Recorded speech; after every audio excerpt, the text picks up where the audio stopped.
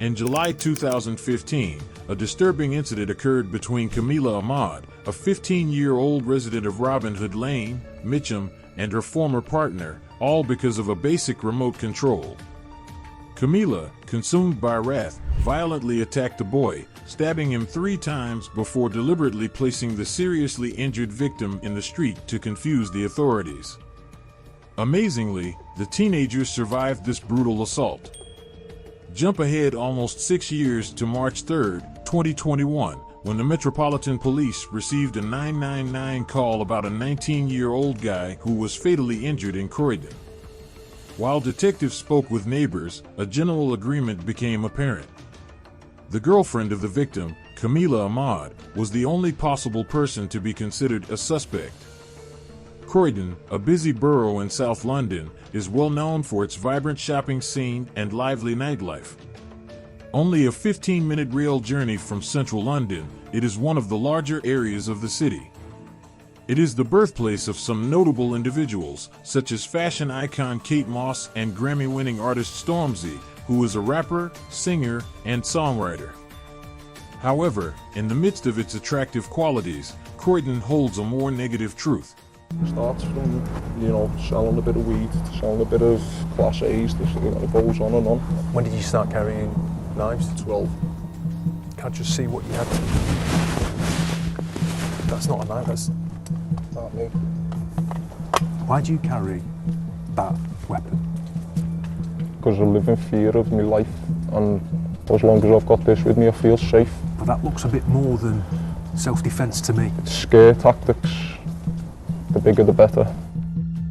Based on the 2021 data, Croydon was labeled as the area in London with the highest number of teenage homicides. 30 youths tragically died due to violence in London in the same year, which is the greatest amount since World War II. According to Sky News, Croydon had the highest number of killings among the 32 boroughs of London, with a total of 5.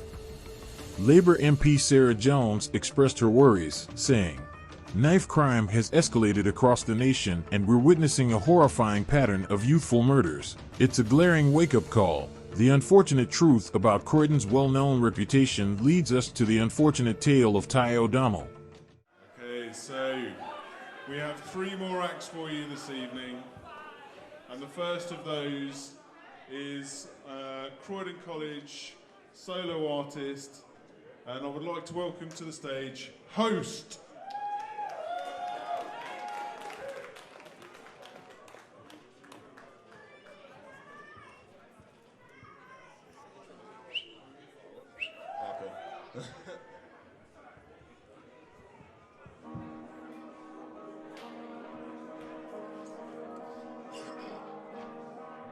Look,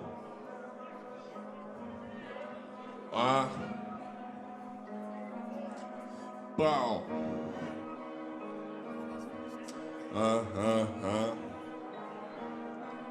Gang. Look.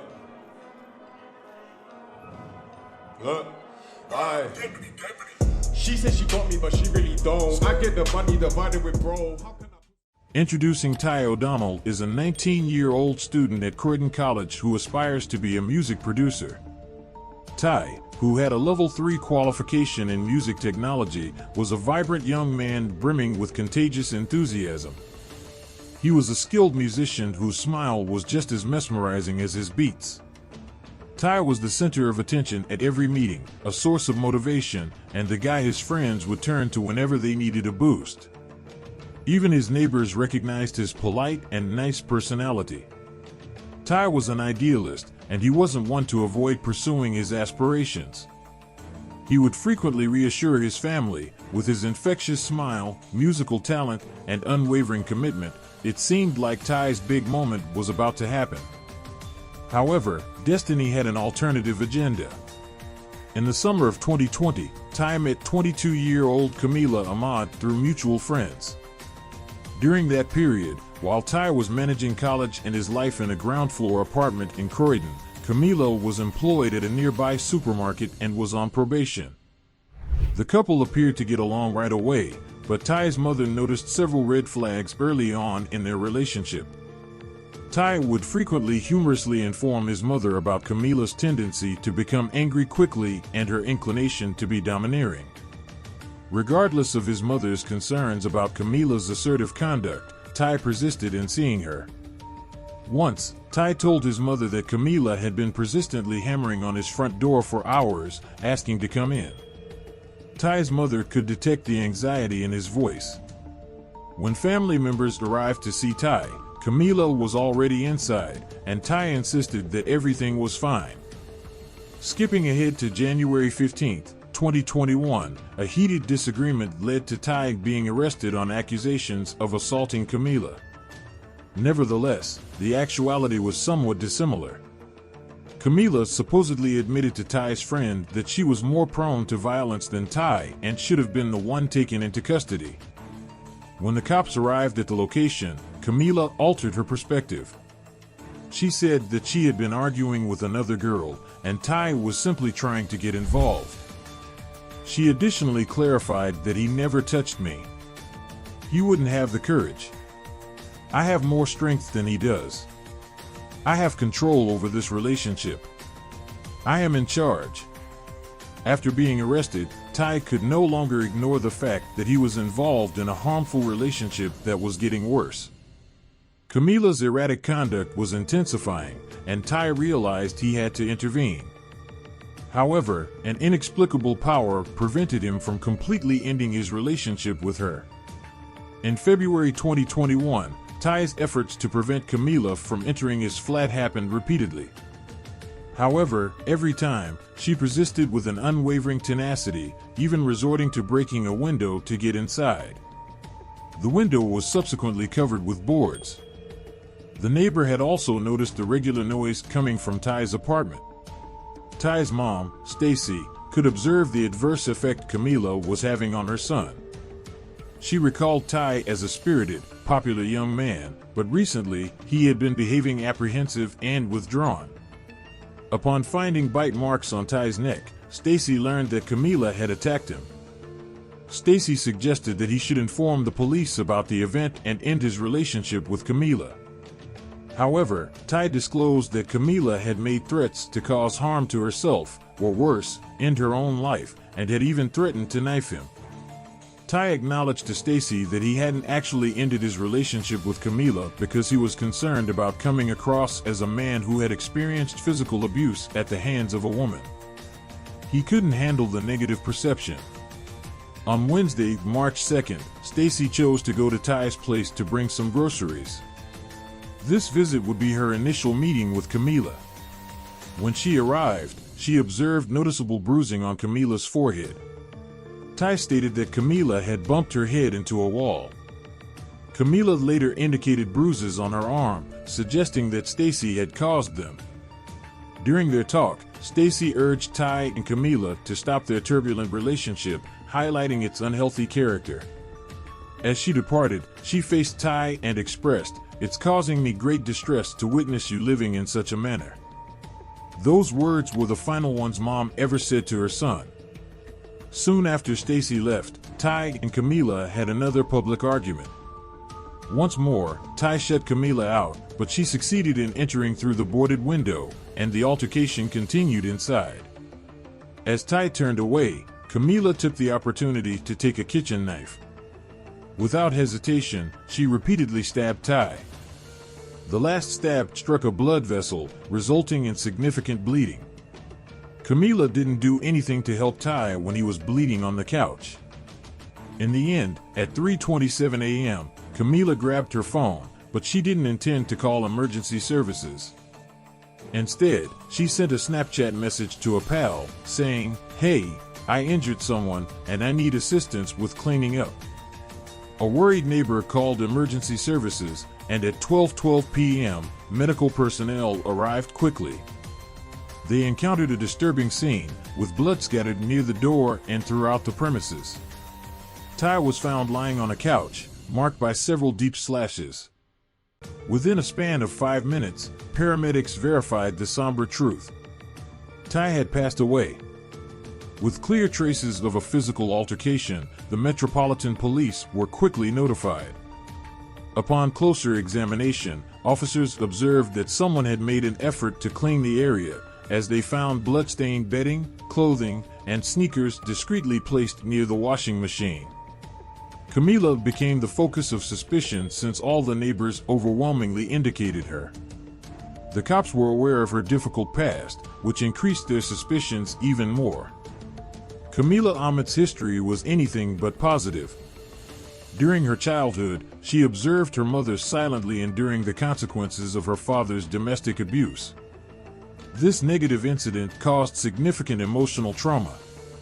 Finally, she received a diagnosis of a conduct disorder characterized by a troubling lack of concern for others, aggressive inclinations, manipulative actions, and a total absence of empathy or regret.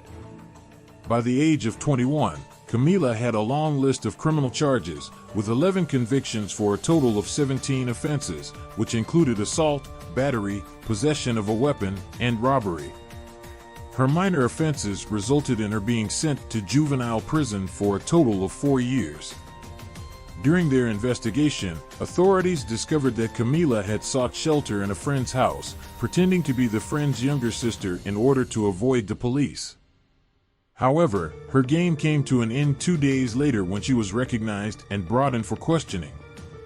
Although she claimed to have no knowledge of Ty's killing, detectives discovered incriminating evidence, a bag and jacket with bloodstains that were connected to Camila. DNA tests confirmed the worst: the blood matched Ty's. Camila was quickly arrested and held without bail until her trial. There was no question about Camila's involvement in the brutal killing of Ty thanks to the copious evidence the detectives gathered. The trial of Camila was the main focus at the Croydon Crown Court on April 19th. During the trial, Camila presented a strong case, asserting that she had stabbed Ty in self-defense. However, the court discovered that Camila had a history of using a knife when angry. Half a dozen years ago, she stabbed her former partner 3 times during a little disagreement about a television remote. The former boyfriend had not filed charges at that time, but after Ty's murder, he chose to come forward. Judge Peter Gower recounted the former boyfriend's unsettling memory of blood flowing from his forearm. He also had injuries to his armpit and back, as well as defensive wounds on his hands. Camila heartlessly relocated him to the street following the assault, in an attempt to mislead the authorities into thinking an unidentified attacker was to blame. She begged her former boyfriend to confirm her account. The striking resemblance between the two occurrences caused the jury to reject Camila's assertions of acting in self-defense. Judge Gower stated, "I disagree with the notion that you may accurately be characterized as the victim in the relationship. The evidence indicated that you were the one exerting control and coercion. He didn't pose any physical danger to you. Your actions were not in self-defense. It was done with strong emotion." In their last statements, the jury was advised that Ty probably would have survived the stabbing event if emergency services had been notified swiftly. They also listened to a heartfelt request from Ty's mother, Stacy, who advocated for the most severe punishment for Camila. Stacy portrayed a deeply emotional portrayal of her life following her son's passing, describing her challenges with intense sadness, worry, and post-traumatic stress disorder. Camila received a severe punishment, with a sentence of 23 years to life in jail for the crime. In addition, she was convicted of causing serious physical harm to another person in 2015, resulting in a 7-year prison term to be served at the same time. After the decision, Camila tried to lessen the impact of her actions in court, saying, "I never meant to cause distress to those who are grieving, and this has been true throughout the entire trial." She expressed sadness over the adversarial nature of the criminal trial and then gave a thoughtful reflection on the fact that no one is inherently good or completely evil. As Camila was escorted out of the courtroom, a chorus of "Rot in Hell" resounded from Ty's friends and family members. Stacey O'Donnell, after going through a 2-year wait for justice, discussed her emotional experience with a Sky News reporter. But court delays, a COVID backlog, and a cancelled first trial last September due to the barristers' strike meant they ended up waiting nearly 2 years for a trial.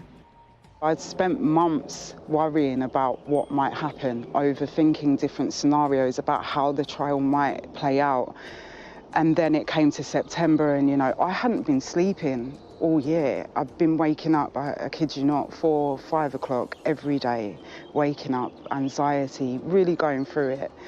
It's not until the trial has passed that I can actually feel how much weight has been lifted. The tragic tale of Ty O'Donnell highlights the serious harm that unhealthy relationships can cause, while also illuminating the difficult obstacles that victims frequently face when attempting to leave their abusers. Furthermore, his narrative sheds light on the persistent problem of knife violence, particularly in the Croydon region, previously referred to as the location with the highest number of youth homicides in London. Nevertheless, recent police data confirms a favorable change in Croydon's story. In 2022, there have been no incidents of knife crime involving adolescents, and there has been a general 12% decrease in stabbings. A local youth worker credits this improvement to the enhanced relationship between police and community members.